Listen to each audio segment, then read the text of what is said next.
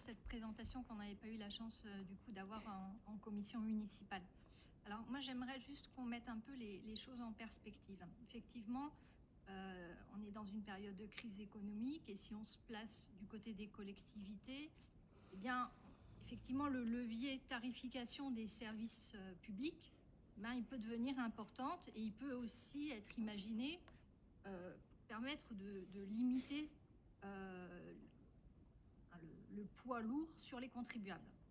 D'ailleurs, dans ce sens, nous avions déjà proposé de réfléchir à long terme sur le financement des services et en particulier à l'équilibre entre le coût du service facturé à l'usager et la part qui est financée par l'impôt.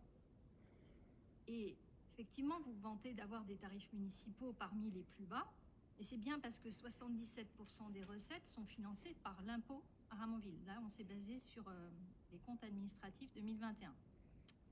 Et donc, là où on ne peut pas vous suivre, c'est que là, vous êtes en train d'actionner le levier tarification des services, et il y a un an, vous avez déjà activé le levier fiscal. D'autre part, l'inflation, elle n'affecte pas que les finances des collectivités, mais aussi le portefeuille des Ramonvillois.